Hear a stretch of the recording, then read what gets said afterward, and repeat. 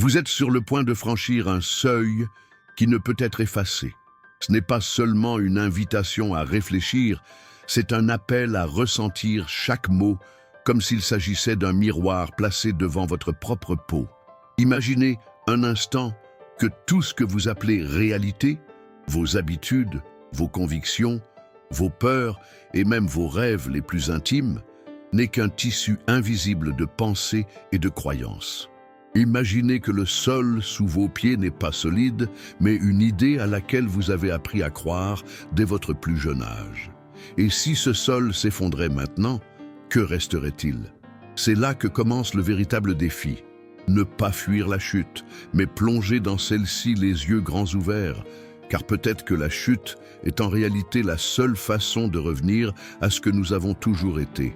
Sénèque, le philosophe qui a vécu entre 4 avant Jésus-Christ et 65 après Jésus-Christ, disait que la vie est assez longue si nous savons en profiter.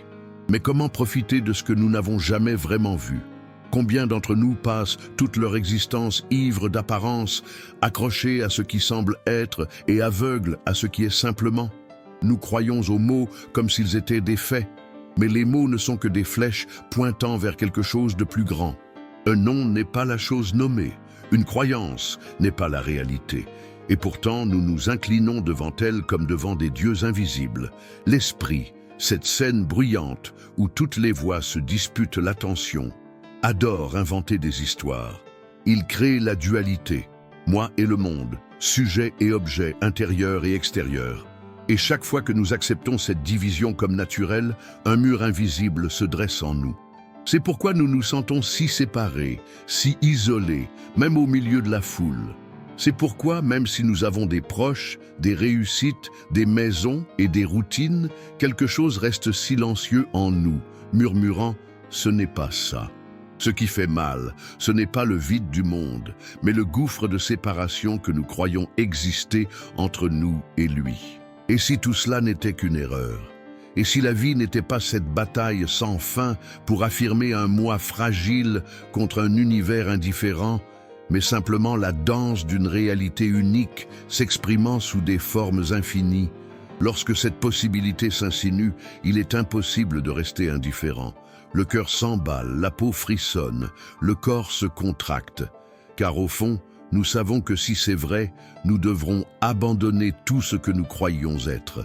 Ce n'est pas gagner quelque chose, c'est perdre. Perdre les illusions, les masques, les déguisements que nous portons depuis des années. Sénèque insistait sur le fait que les hommes ne sont pas malheureux à cause des choses elles-mêmes, mais à cause de l'opinion qu'ils en ont. Et c'est cette opinion, cette couche de jugement et d'attente qui transforme la vie en fardeau. La pluie tombe, le vent souffle, le temps passe. Mais l'esprit insiste pour transformer chaque fait en récit. Ceci est bon, cela est mauvais, cela me convient, cela me détruit.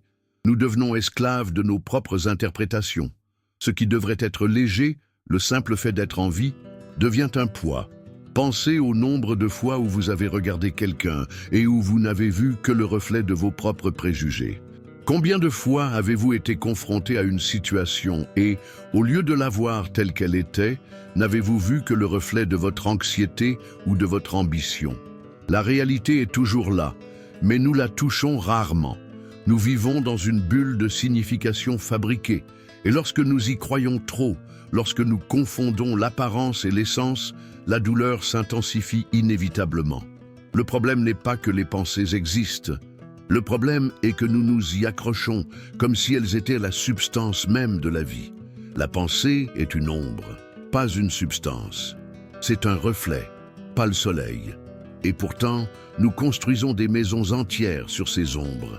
Quelle n'est pas notre stupéfaction lorsqu'elles se dissipent, lorsque la vérité nue insiste pour se révéler et nous montrer que nous n'avons jamais été aux commandes. Il y a en nous une étrange résistance à cette révélation. Nous voulons la clarté, mais nous craignons ce qu'elle pourrait nous enlever. Nous voulons la paix, mais nous la subordonnons à des conditions qui ne sont jamais remplies. Nous voulons la liberté, mais nous restons enchaînés aux personnages que nous croyons être. Et pourtant, il y a toujours eu une autre possibilité, abandonner le personnage et découvrir toute la scène. Mais qui aurait le courage de le faire? Qui aurait l'audace de marcher vers ce qui menace de détruire toute sa notion d'identité? C'est le paradoxe de la quête spirituelle et philosophique.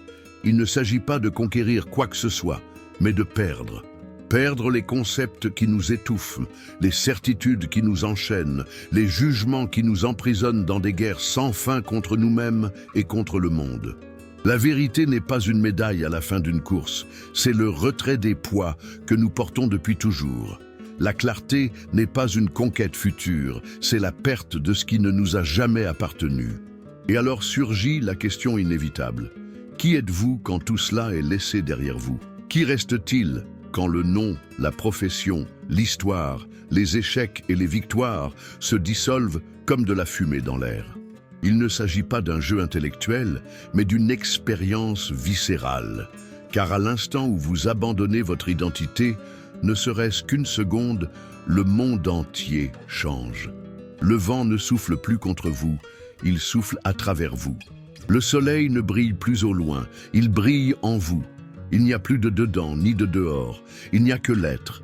Vous avez peut-être peur maintenant. Peur qu'en abandonnant celui que vous pensez être, il ne reste que le vide. Mais si le vide n'était pas l'absence, mais la plénitude, et si, derrière le silence, se trouvait la source de toute vie, de toute paix, de toute joie, c'est là que la philosophie de Sénèque nous touche le plus profondément. La vie est trop courte pour être gaspillée en illusions. Il faut arracher le voile de l'imagination et affronter la réalité telle qu'elle est, nue, rude, mais aussi infiniment belle. Et c'est ainsi que nous arrivons à ce moment. Une invitation, un défi, une promesse. Si vous avez le courage de regarder au-delà des apparences, si vous osez abandonner les certitudes qui vous emprisonnent, quelque chose d'irréversible se produira. Car ce n'est pas vous qui trouverez la vérité. C'est la vérité qui vous trouvera dès l'instant où vous cesserez de vous accrocher au faux. Et lors de cette rencontre, quelque chose de profond vous sera révélé. Mais la question qui reste, et à laquelle vous seul pouvez répondre, est la suivante. Aurez-vous le courage de franchir ce seuil, ou continuerez-vous à vous protéger derrière les murs fragiles de ce que vous pensez être? Il y a un moment dans la vie où nous commençons à soupçonner que quelque chose ne va pas. Cet instant survient généralement sans prévenir. Un matin ordinaire, devant le miroir, lorsque les rides qui n'existaient pas auparavant semblent raconter des histoires que nous ne comprenons pas encore. Une nuit silencieuse, quand tout le monde dort, et que vous sentez le vide de la pièce résonner en vous. Ou au travail, lorsque vous réalisez que tous les projets, tous les objectifs, tous les efforts accumulés au fil des décennies n'ont pas apaisé l'agitation qui bat dans votre poitrine. À 35, 40, 50 ou 60 ans, le poids de l'existence se révèle de manière plus crue. Nous n'avons plus autant de temps à perdre, mais nous continuons à nous accrocher à des illusions comme à des bouées de sauvetage. Et pourtant, ce ne sont peut-être que des chaînes qui nous enfoncent davantage. C'est là que la sagesse des anciens, comme Sénèque, devient encore plus urgente. Il avertissait, ce n'est pas que nous ayons peu de temps à vivre, mais que nous en gaspillons beaucoup. Pensez au nombre d'heures que vous avez déjà offertes sur un plateau à la rancœur, à l'inquiétude pour l'avenir, aux comparaisons silencieuses avec d'autres vies. Pensez à toute l'énergie que vous avez gaspillée pour des peurs qui ne se sont jamais concrétisées. Combien de fois vous êtes-vous trouvé face à quelque chose de simple, le lever du soleil, le sourire de quelqu'un, un geste de gentillesse inattendu, et n'avez-vous pas pu le voir parce que vous étiez trop occupé à ruminer des histoires dans votre tête? La vie n'est pas courte, c'est notre distraction qui la raccourcit. Et pourtant, même avec cette clarté qui émerge, désapprendre reste la partie la plus difficile. Depuis l'enfance, nous avons été conditionnés à croire que nous sommes un « moi » fixe, solide, qui doit être défendu à tout prix. Nos parents, l'école, la société, tous ont alimenté le récit selon lequel il existe un personnage central en nous, propriétaire de nos mérites et de nos échecs, maître de notre destin. Et puis, pendant des décennies, nous avons porté ce masque avec conviction, sans soupçonner qu'il s'agissait peut-être d'une simple invention. Lorsque nous atteignons l'âge mûr, nous commençons à sentir que ce masque ne nous va plus. Il pèse, il étouffe. Et pourtant, nous avons peur de l'enlever, car nous ne savons pas ce qu'il y a en dessous. Il est curieux de voir comment la vie se charge d'exposer cette supercherie. Combien d'entre nous ont traversé des divorces, des maladies, des pertes d'emploi ou la mort d'êtres chers, convaincus qu'ils ne pourraient pas y survivre pour finalement découvrir qu'ils ont survécu. Ce « moi » qui semblait inébranlable s'est révélé trop fragile. Et ce qui reste après la chute, c'est quelque chose de plus silencieux, de plus profond, qui ne dépend pas de titres, de papiers ou de conquêtes. C'est dans ce silence que la vérité commence à germer. Pensez à l'histoire de quelqu'un qui a travaillé toute sa vie en croyant qu'à la retraite, il trouverait enfin la paix. Il a passé des décennies à accumuler, à planifier, à sacrifier des moments présents au nom d'un avenir qui semblait prometteur. Et quand il y est enfin arrivé, il a découvert que le vide était toujours là, mais plus net. Ou encore de cette femme qui, après avoir élevé ses enfants et accompli tous ses devoirs, s'est rendue compte qu'elle ne savait plus qui elle était sans son identité de mère, de soignante, de pilier de la famille. Ou encore de cet homme qui, après avoir remporté des batailles professionnelles et obtenu la reconnaissance, s'est retrouvé dans une pièce silencieuse, avec des trophées sur l'étagère, mais sans aucune joie véritable dans le cœur. Ces histoires ne sont pas des exceptions. C'est la vie qui attire notre attention sur le fait que tout ce que nous construisons autour de notre « moi » peut s'effondrer en un instant. Et c'est là que commence le véritable désapprentissage. Le désapprentissage que nous ne sommes pas le rôle que nous jouons. Le désapprentissage que nous n'avons pas besoin de prouver constamment notre valeur. Désapprendre la nécessité de contrôler le récit de notre vie comme s'il s'agissait d'une pièce de théâtre que nous mettons en scène. Sénèque nous rappellerait que la vie, si elle est utilisée à bon escient, est suffisante. Mais pour l'utiliser à bon escient, il faut abandonner les fausses certitudes. À chaque détachement, à chaque couche qui se dissout, la clarté apparaît comme un souffle soudain. Ce n'est pas un effort. C'est comme lorsque, après des jours nuageux, le ciel s'ouvre tout simplement. Le soleil n'a pas besoin d'être conquis. Il a toujours été là. Ce processus est toutefois douloureux. Il faut de la patience pour reconnaître que le moi que nous défendons avec tant d'ardeur n'est pas si solide. Il faut du courage pour supporter l'inconfort de ne pas savoir qui nous sommes sans nos masques. Il faut de l'humilité pour admettre que nous avons passé des années à croire à des illusions. Mais que se passe-t-il lorsque nous acceptons cette vérité? La vie commence à se montrer sans les filtres que nous avons créés. Et là, pour la première fois, nous pouvons peut-être respirer. Imaginez-vous assis en silence, observant simplement votre esprit. Il s'agite, crie, invente des histoires, crée des peurs. Mais vous n'avez pas besoin de vous identifier à tout cela. Peu à peu, comme des invités indésirables à une fête, les pensées commencent à s'en aller. Vous réalisez que ce n'est pas l'anxiété, ce n'est pas le souvenir, ce n'est pas le jugement. C'est juste la conscience qui observe. Cet instant, même s'il est bref, vaut plus que des années de course effrénée, car en lui, la séparation disparaît.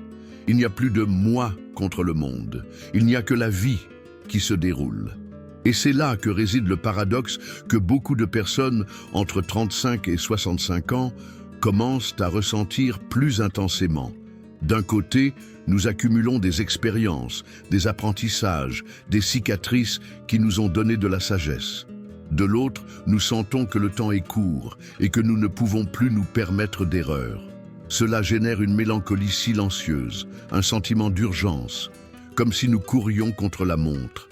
Mais cette course n'existe que parce que nous croyons en nous-mêmes comme centre de l'existence. Lorsque cette croyance commence à se dissoudre, l'horloge perd son pouvoir de nous opprimer. C'est peut-être ce que Sénèque appelait « vivre en accord avec la nature ». Ne pas lutter contre le courant, ne pas essayer de changer l'inévitable, mais embrasser chaque instant comme complet en soi.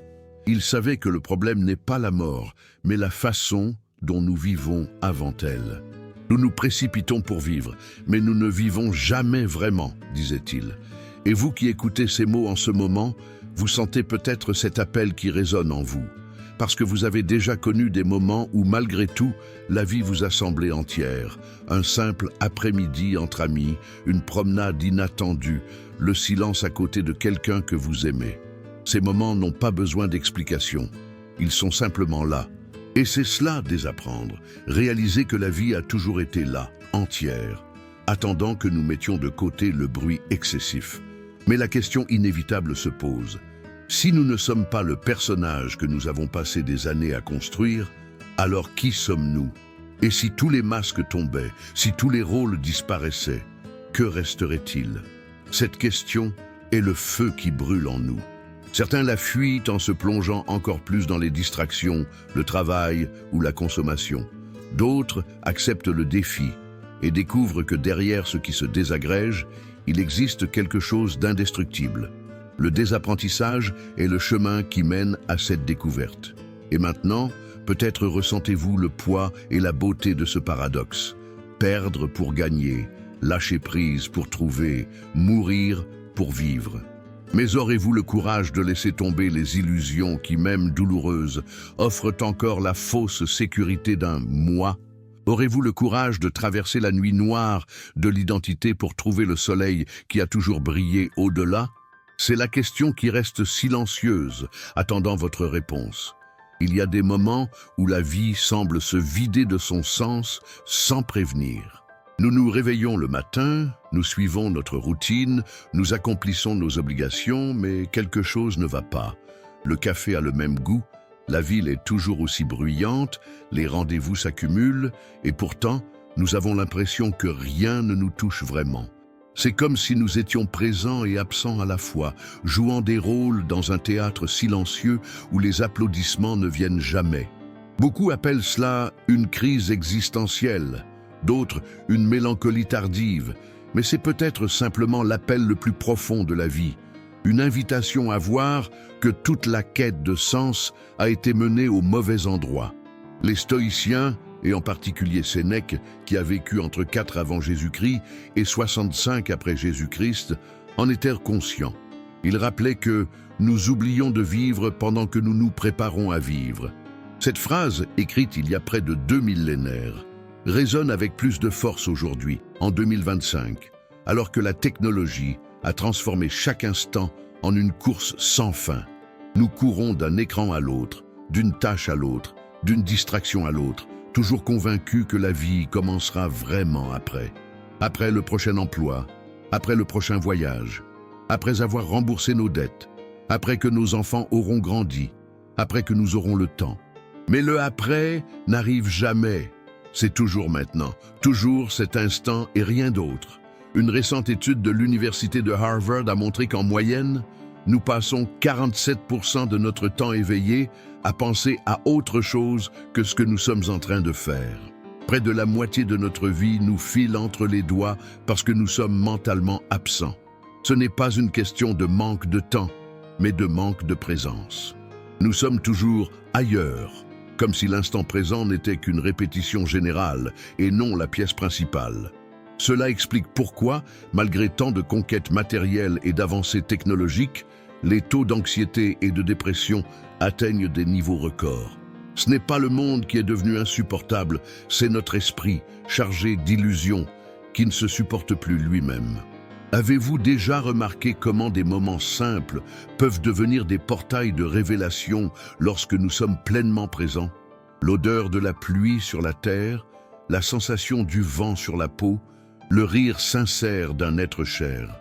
De petites scènes qui, pendant quelques secondes, suspendent le temps.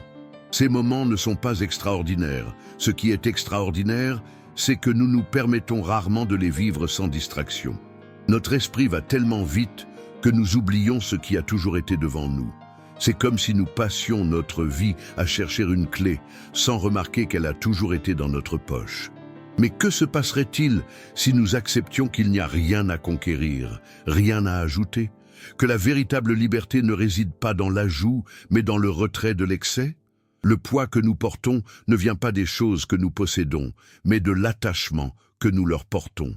Ce n'est pas le travail qui nous détruit, mais la croyance que notre identité en dépend. Ce n'est pas la vieillesse qui nous tourmente, mais l'illusion que nous ne sommes que le corps qui vieillit. Et si nous apprenions à lâcher prise, quelle vie émergerait dans l'espace laissé par le détachement? Sénèque disait que la pauvreté ne vient pas de la diminution des richesses, mais de la multiplication des désirs. Et cet enseignement est plus urgent que jamais. La culture actuelle nous convainc que le bonheur est toujours au-delà de la prochaine acquisition. Une voiture plus récente, un téléphone portable plus rapide, un corps plus jeune. Mais chaque désir satisfait en engendre un autre. Et la course ne s'arrête jamais. Le vide ne se comble pas avec plus de choses. Le vide ne se dissout que lorsque nous cessons de le nourrir de comparaisons et d'exigences. C'est peut-être pour cela que tant de personnes, lorsqu'elles perdent tout, découvrent paradoxalement une sorte de paix qu'elles n'ont jamais connue lorsqu'elles avaient tout. Voici l'histoire d'un homme que j'ai connu. Un homme d'affaires prospère, propriétaire de maisons, de voitures, de voyages, d'investissements. À 58 ans, il a fait faillite. Il a perdu son entreprise, sa position sociale, le respect de ceux qui l'entouraient auparavant. Il m'a dit que pendant les premiers mois, il croyait que sa vie était finie. Mais après avoir tout perdu, il s'est rendu compte qu'il était libre pour la première fois. Il a découvert que le pire était déjà arrivé et que, étonnamment, il était encore en vie. Il respirait encore. Il pouvait encore marcher sur la plage, sentir le soleil, regarder dans les yeux de sa femme qui ne l'avait pas abandonné. « C'est la faillite qui m'a rendu la vie », m'a-t-il dit. Combien d'entre nous doivent tout perdre pour enfin voir l'essentiel? Vous qui m'écoutez n'avez peut-être pas perdu une fortune, mais vous avez sûrement déjà perdu quelque chose. Un amour, un travail, une amitié, une partie de vous-même. Que s'est-il passé ensuite? Vous pensiez que vous ne tiendriez pas le coup, mais vous avez tenu bon. Vous avez découvert une force que vous ne vous connaissiez pas. Et si cette même force était à votre disposition maintenant, à cet instant précis, attendant seulement que vous lâchiez les illusions auxquelles vous vous accrochez encore? Partagez vos commentaires. Quelle est la perte qui vous a le plus transformé? Votre histoire peut éclairer le chemin de ceux qui traversent des épreuves similaires. La vie, lorsqu'on la regarde de près, révèle un secret déconcertant. Nous ne sommes pas les protagonistes, mais les acteurs d'un scénario plus vaste. Chacun joue un rôle, mais la scène ne nous appartient pas. Combien de fois avons-nous ri de nous-mêmes en réalisant que nos plans les plus rigides avaient été bouleversés par le hasard? Sénèque se moquait de l'arrogance humaine qui croyait pouvoir contrôler le destin. Et peut-être que la vraie sagesse consiste à en rire ensemble, accepter que le spectacle n'a jamais été entre nos mains et que la liberté ne naît pas du contrôle, mais de l'abandon du désir de contrôler. Et voici la provocation. Si le passé ne peut être changé, si l'avenir n'est jamais garanti et si le présent est tout ce qui existe, pourquoi insistons-nous pour vivre comme si nous étions redevables au temps? Ne serait-il pas plus sensé de renoncer à l'illusion du contrôle et de plonger corps et âme dans l'instant qui nous est donné? Quel sens y a-t-il à reporter la vie à un lendemain qui n'existe pas? La vérité est que nous n'avons pas besoin de plus d'heures, de plus de conquêtes, de plus de réponses. Nous avons besoin de moins de distractions, moins de bruit, moins d'illusions. La vie est pleine dans la mesure où nous parvenons à éliminer ce qui n'est pas essentiel. C'est un travail de polissage, pas d'accumulation. Et plus la clarté apparaît, plus tout devient simple. L'extraordinaire ne réside pas dans les grandes réalisations, mais dans le fait de voir l'ordinaire avec un regard neuf. Imaginez que vous buvez un verre d'eau en étant pleinement présent. Il n'y a pas de précipitation, pas de pensée parallèle, pas d'anticipation de ce qui va suivre. Seulement le geste, seulement la vie qui se déroule à cet instant. Cela semble banal, mais c'est dans ce geste que l'éternité se révèle. L'éternité n'est pas un temps sans fin, c'est la profondeur infinie du présent. Et si tout ce que nous recherchons, la paix, la liberté, la plénitude, a toujours été caché dans ce que nous ignorons parce que c'est trop simple, que se passerait-il si nous arrêtions de chercher loin et que nous étions simplement ici, maintenant, entiers?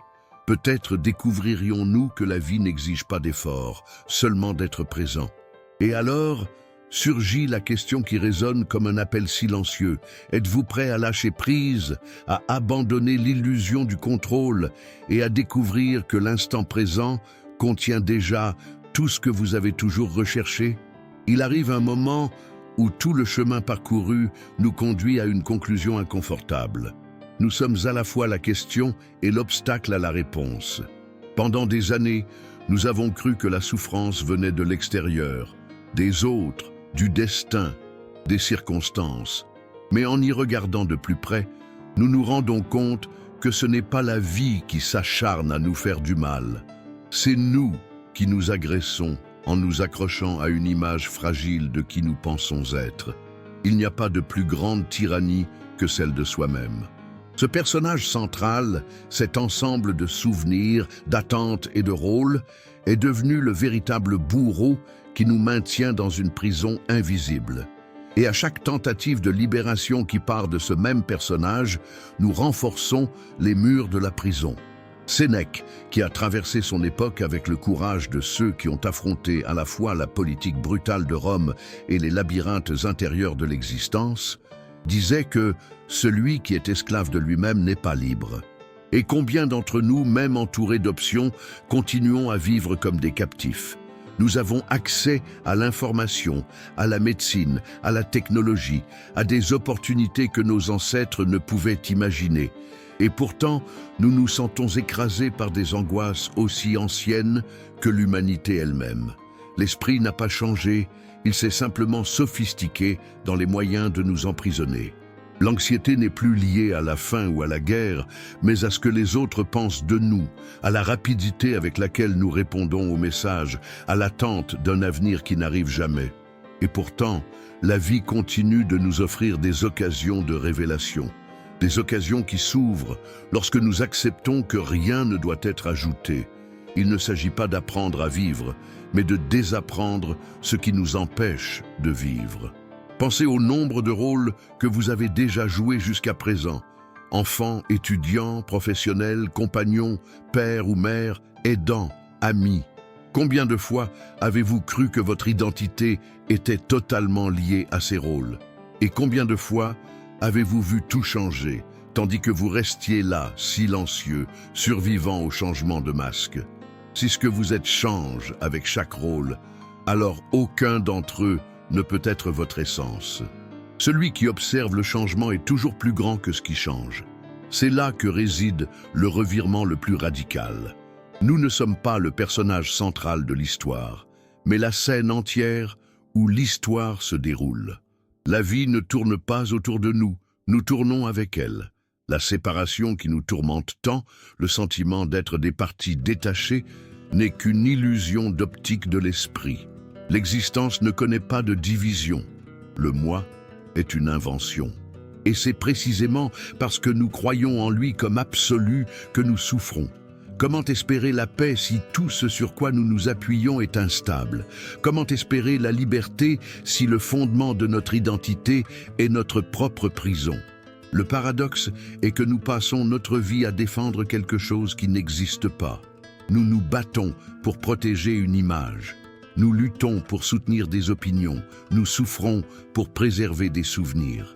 Mais lorsque nous abandonnons enfin cette défense, ce qui apparaît n'est pas le vide terrifiant que nous redoutions. C'est le silence qui apparaît, et en lui, une clarté qui n'a jamais pu être touchée par les pertes, le temps ou la peur. C'est ce silence qui révèle ce qui a toujours été présent, même s'il était masqué par le bruit de l'esprit. Et à cet instant, toutes les questions qui nous déchiraient se dissipent comme de la fumée dans le vent. Avez-vous déjà vécu un moment où, même au milieu du chaos, quelque chose en vous est resté intact? Cela a peut-être été lors d'une perte, d'un accident, d'une crise. Le monde s'écroulait, mais il y avait un point silencieux, inébranlable, qui observait tout. Ce point ne naît ni ne meurt, il ne dépend ni des succès, ni des échecs. C'est de lui que jaillit la véritable liberté. Le reste n'est que bruit. C'est peut-être là la plus grande révélation. Il n'y a jamais rien eu à atteindre. Nous avons toujours été là où nous cherchions à aller. Mais accepter cette évidence n'est pas simple. Cela exige la mort symbolique de tout ce que nous croyons être. Et qui, en toute conscience, s'abandonne facilement à sa propre dissolution. L'esprit crie, résiste, invente des excuses, tente de prolonger l'illusion. Pourtant, l'appel de la vie ne se tait pas. Il se manifeste par de petits indices. La mélancolie que nous ressentons, même lorsque nous avons tout, la fatigue de répéter les mêmes schémas, le malaise de revêtir des identités qui ne nous correspondent plus. Tout cela n'est pas un échec, c'est la vie qui tente de nous ramener à la maison. Sénèque affirmait que la plus grande tragédie est de gaspiller sa vie à poursuivre ce qui n'est pas essentiel. Combien d'entre nous, en regardant en arrière, réalisent qu'ils ont gaspillé des décennies entières à essayer de satisfaire les attentes des autres? Combien, déjà à maturité, confessent regretter de ne pas avoir vécu selon leur cœur? C'est l'avertissement silencieux qui résonne aujourd'hui. Nous n'avons pas besoin d'attendre la fin pour comprendre ce qui compte vraiment. Nous n'avons pas besoin d'un effondrement total pour nous réveiller. Le temps de l'attente est révolu. C'est ici, à cet instant précis, que nous pouvons choisir de lâcher prise et de laisser la vie suivre son cours sans résistance. Il n'y a pas de réponse définitive, pas de formule secrète, pas de promesse de salut. Il n'y a que l'invitation à retirer le voile des illusions et à regarder en face la réalité qui a toujours été devant nous. Le conflit prend fin lorsque nous cessons de soutenir l'ennemi. La quête s'achève lorsque nous réalisons qu'il n'y a jamais rien eu à perdre. Et la liberté commence au moment précis où nous cessons de croire à l'emprisonnement. La question n'est plus de savoir si cela est vrai, mais si vous êtes prêt à vivre comme si c'était le cas. Êtes-vous prêt à cesser de nourrir votre esprit de récits et de jugements? Êtes-vous prêt à abandonner vos défenses et à entrer en contact direct avec la vie? Cette décision ne peut être prise par personne d'autre que vous. C'est une traversée intime, non transférable, mais qui change tout. Et c'est peut-être le moment de mettre en pratique toutes vos réflexions, de laisser de côté les mots et de commencer à vivre ce qui n'était jusqu'à présent qu'une idée. Car la clarté ne naît pas dans la pensée, mais dans l'expérience. Et si vous êtes arrivé jusqu'ici, chargé de toutes ces questions et de tous ces silences, c'est parce que quelque chose en vous est déjà prêt à franchir le pas. La partie 6 ne sera pas seulement une plongée dans des concepts, mais un plan d'action concret, direct et transformateur. Un chemin que vous pourrez appliquer dans votre vie quotidienne et qui, s'il est vraiment accepté, a le pouvoir de reconfigurer toute votre vie. Êtes-vous prêt à franchir cette porte? Si vous êtes arrivé jusqu'ici, c'est parce que quelque chose en vous n'accepte plus de vivre de la même manière. Peut-être était-ce le malaise silencieux de sentir le temps s'écouler comme de l'eau entre vos doigts, peut-être était-ce le poids des masques sociaux, peut-être était-ce une perte récente qui vous a fait réaliser que rien n'est aussi solide qu'il n'y paraît. Peu importe ce qui a été le déclencheur, le fait est que vous n'êtes plus satisfait de survivre. Ce que vous recherchez, c'est vivre, et vivre vraiment. La clarté intellectuelle a déjà été semée dans les parties précédentes, mais sans pratique, elle se perd comme le vent. Il est maintenant temps de transformer la sagesse en action, la réflexion en chair, le silence en quotidien. La première stratégie est la plus simple, et paradoxalement la plus difficile. Réservez chaque jour quelques minutes de silence conscient. Pas besoin de méditation avec des techniques élaborées, ni de rituels complexes. Asseyez-vous simplement dans un endroit calme, fermez les yeux et observez.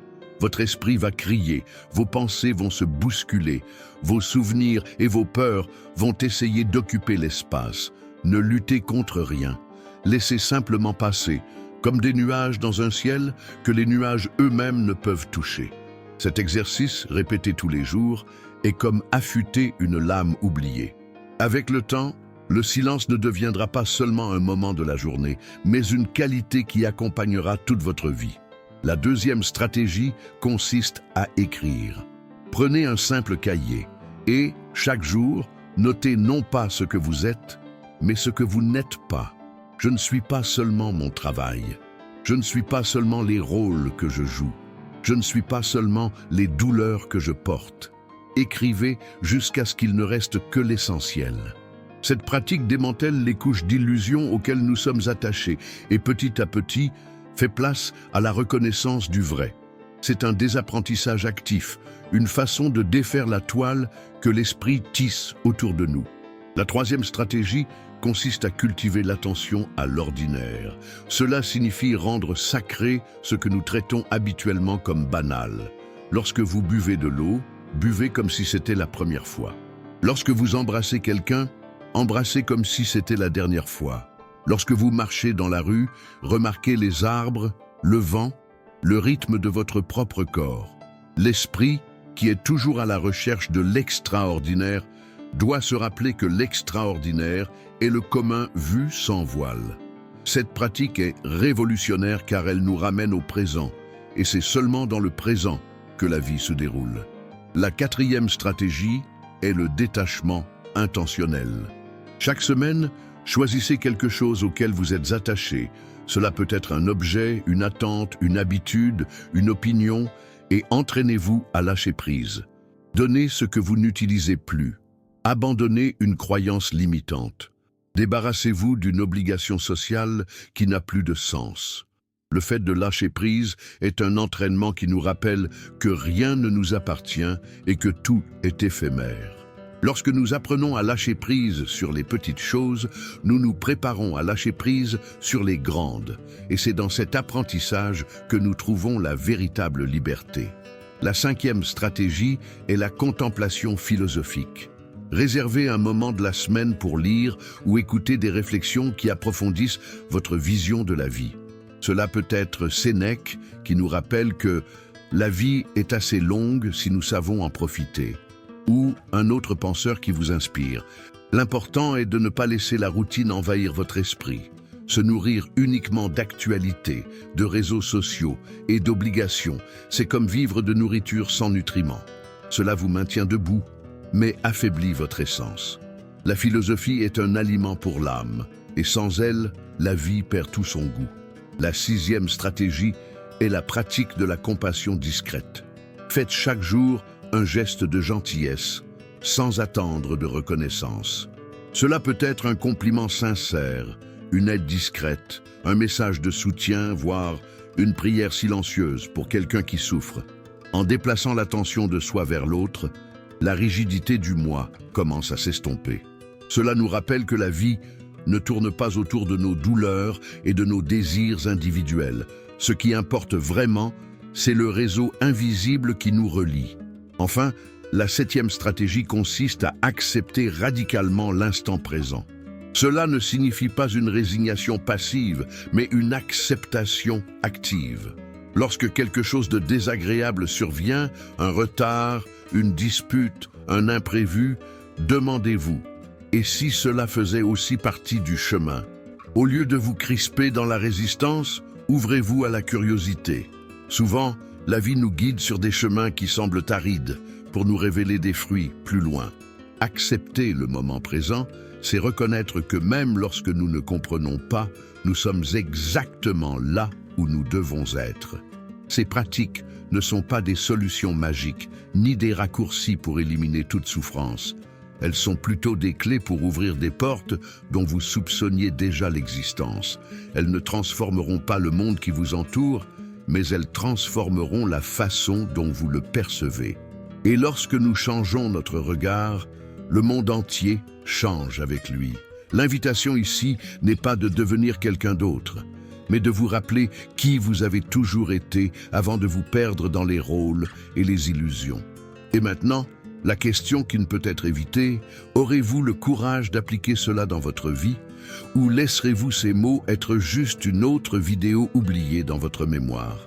L'appel n'est pas pour demain, ni pour un avenir lointain. Il est pour maintenant. C'est dans le petit geste, dans la décision silencieuse, dans le premier pas que tout commence. Si ces réflexions vous ont touché, si quelque chose ici a résonné comme une vérité, je vous invite à poursuivre ce voyage avec moi. Abonnez-vous à la chaîne pour ne pas manquer les prochaines réflexions. Aimez cette vidéo si elle vous a apporté de la clarté et partagez vos propres expériences, découvertes et défis dans les commentaires. Votre voix peut résonner sur le chemin des autres, tout comme ces mots sont venus jusqu'à vous. Ensemble, nous pouvons transformer non seulement notre façon de penser, mais aussi notre façon de vivre.